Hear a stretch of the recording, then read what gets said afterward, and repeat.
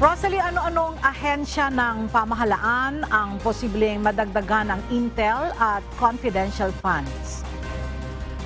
Ela, kabilang sa mga ahensya ng pamahalaang posibleng madagdagan ng pondo upang mapaigting ang intelligence at surveillance ay ang National Intelligence Coordinating Agency, National Security Council, Philippine Coast Guard at Bureau of Fisheries and Aquatic Resources.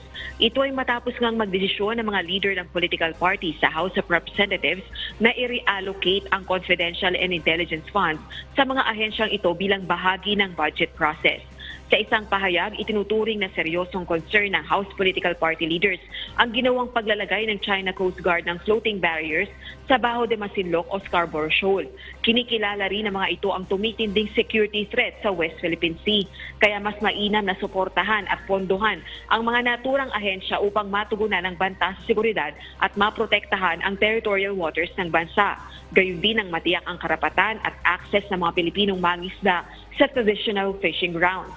Binibigyang diin din ng desisyon ang pangangailangang mabigyan ng kasiguraduhan na nakalinya sa national priorities at urgency needs ng mga mamamayan ang resource allocation. Kabilang sa mga lumagda para sa reallocation ng pondo, ang mga leader ng National People's Coalition, Lakas Christian Muslim Democrats, Partido Demokratiko Pilipino Lakas ng Bayan at iba pa.